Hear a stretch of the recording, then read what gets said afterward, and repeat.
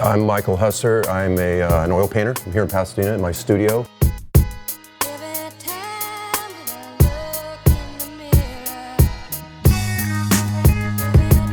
We're jumping back into a piece that I sort of abandoned about a year ago. It's a smaller piece called Twink. It measures 8 by 10. I hadn't done a white piece in a long time, so I decided I want to jump back in and do just a white on white with a splash of red, which is probably what I'm known most for. And had some problems with it, gave up on it, didn't really give up on it, but just jumped on some larger pieces that I'm working on now. Now that I'm getting back into this piece, I'm struggling with some of the same struggles I left off with, and it's mainly just sort of some white corrections, sort of splitting hairs between warms and cools, and making some mistakes, but that's, I guess, the way it goes, you know? One step forward, 2 steps back.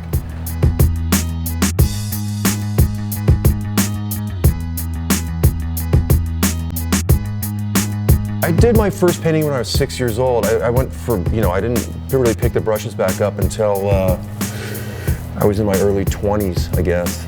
I graduated from Art Center in '91, so I've been painting, over 20 years now, 25 years.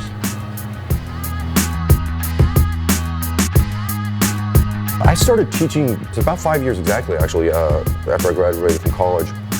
Went back to my same college. I saw something lacking in the education, and I thought that because I was sort of a recent grad, that I still was sort of in touch with how to address some of those weaker points at that school in particular, and got into it and realized it was really rewarding being helpful and watching progress and watching these students grow, just planting a little seed and then watching them run with it and turn it into something their own. It eventually kind of wore me down a little bit, but teaching was wildly rewarding. And I still do workshops now, which I enjoy, although there's a frustration in that because I've only got maybe 3, 4, 5 days to try and, reveal some ideas and secrets to the students. So it's a super accelerated kind of thing, but it's fun nonetheless. And it gives me an opportunity to travel. I love Europe, and all the workshops I've been doing for the last couple years have been in Europe. Going to those museums will always recharge my batteries. A lot of times I'm going to the same museum, seeing the same things, but you see them in a different light, and usually, I'm over there for a day or two, and I already want to come back and get into the studio and get back to work because I'm so thrilled and inspired.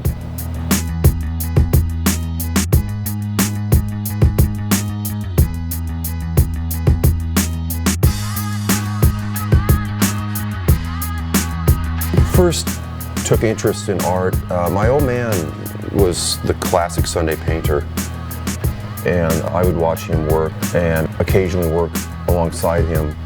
I guess I was around 5 or 6 at the time. I did at least 2, maybe 3 or 4 paintings alongside him at that point, but then I abandoned it and just became more of a drawer. I guess it wasn't really until, maybe high school I started kind of getting back into it. I never even dreamed of trying to turn it into a career. It was always just a hobby, as my old man did. And after high school, was sort of lost and floating around and decided to just take some drawing classes, and was able to meet a guy who was an instructor who had gone to an art school up here in LA, gone to and graduated and sort of retired into teaching, and he was really influential in directing me toward having more of a career-minded attitude towards painting. And I took his advice and kept at it and came up here to LA, went to school, and here I am now, many years later.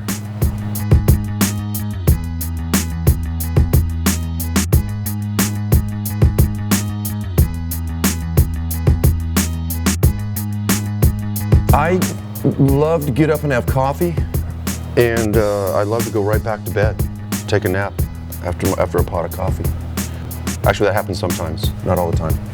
But I don't know, it varies. There's times where one day just blends into the other. You're sort of up all night, take a nap, and get right back to it. When I work on a roll, and I like to sort of maintain that. If I get a full 8 hours, I find that I wake up and I don't remember where I was on a painting, and I find that my brush work is different. So days run into weeks, into months, and that's both good and bad. Still a night owl, I guess I always will be. Thought I'd outgrow that at some point. That pattern I developed as a student, staying up all night just to get work done, became kind of a work ethic. And I like it. I like when the world has gone to bed and I feel as though I'm alone and can just get some stuff done without any interruptions.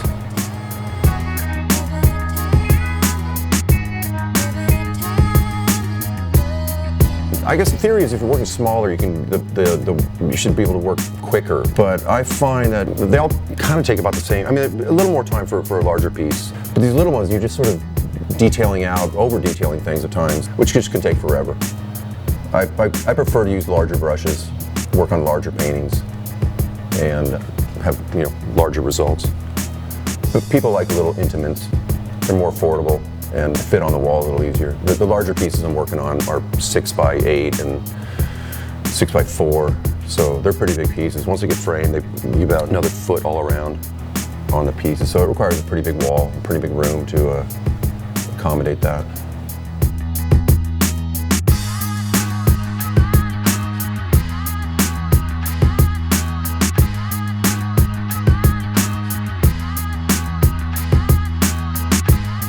I guess I was part of a lowbrow scene. The lowbrow scene just kind of faded to the wayside.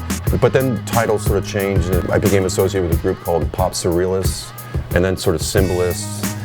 And I don't really care what they call it, nor do I really pay all that much attention to it.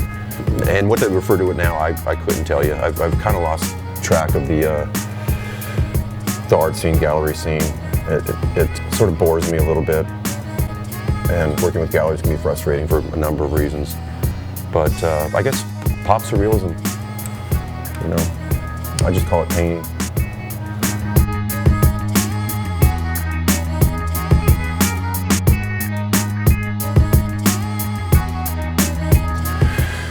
I see my work as being very traditional. The intent is to be very traditional. I've always looked to the old masters as people I want to, in the end, be associated with. I hope that my work has sort of an old master kind of flair to it. I think the subject matter would be considered more contemporary. I really still, to this day, admire the old masters and look up to them and gladly stand on their shoulders and reach for something maybe a little taller, a little larger, and hopefully I can do them justice.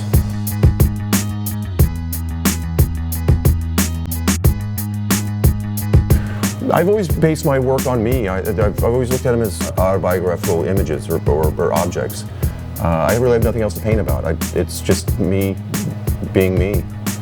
I mean, I guess I could keep a diary to be quicker, but instead I paint paintings. I guess maybe the trick is, if there is one, is just finding truth in the self, as silly as that sounds, But it really is about just sort of trying to find answers in who I am, what I do, and why I do it.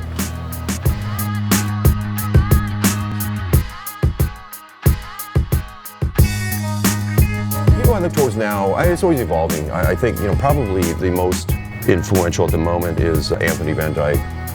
But I still look at Rembrandt and some of the old Baroque period painters. But as with these, you can see the Rococo influence. So I'm still a huge fan of and look at those guys as well. But there's old portrait painters. John Singer Sargent's always been a favorite of mine. The list really goes on and on.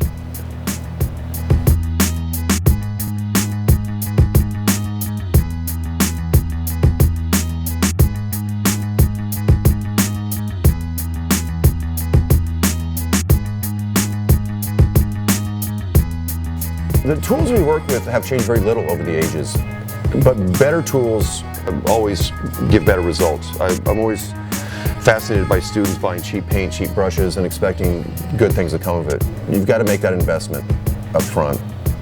Yeah, I think we have all the advantages now. If you look at art and painting over the course of history, the advantages that we have now are many. The seat is comfortable to sit in. I've got, a ton of lights in here. I'm not relying on daylight. Definitely more readily available, no doubt about that. It's nice to be able to just go down the street and get a tube of paint and not have to mix it yourself.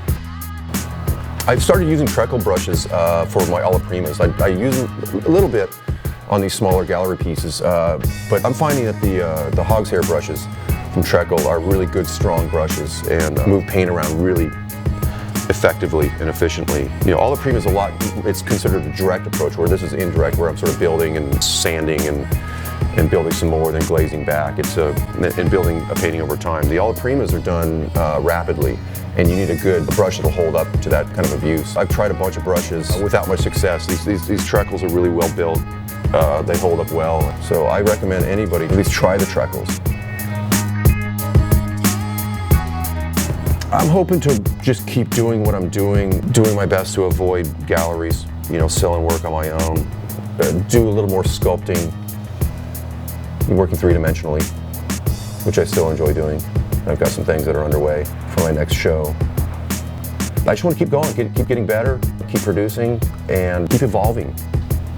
I'm doing my best right now to evolve out of this kind of gimmicky world that has this pop surrealism thing. You know, it's become a little sort of run over by emulators and imitators, and I'm hoping to sort of try and move away from some of that redundancy. I would recommend to any young painter to go to the old masters. Go straight to the source if you want to learn how to paint. Of course, take classes. You can't sidestep that. And a lot of young painters, they just start looking at contemporary people who they admire, and kind of riff on that. Go straight to the source. Ignore contemporary people, or at least don't let it influence you. You know, that's a trap that once started, you just can't get out of it. So yeah, go to museums, get tons of books. When I was teaching, I was asked often what I thought any given student's chance of survival was, and I would always ask them how big their library was.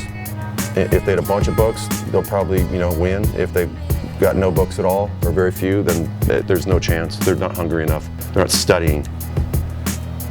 They're just copying contemporary people. So start filling up that library and put those books in museums of good use. So, pay your dues. Don't worry about making great pieces of great art now. Just put the mileage on the brushes and be patient. It will come with time. I know it's a brutal wait, but it will pay off in the end if you're determined.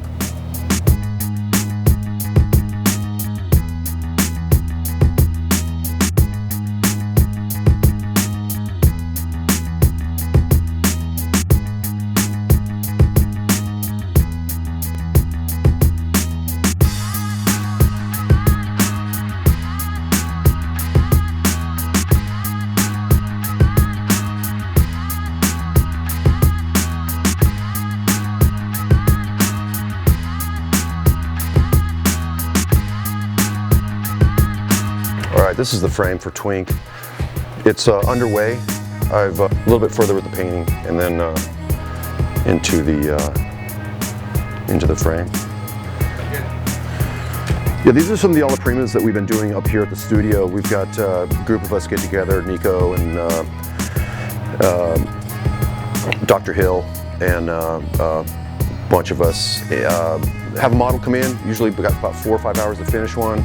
This is where the charcoal brushes really come in handy, moving all this paint around. Just, ton of paint on these things. But they're a lot of fun, quick and dirty.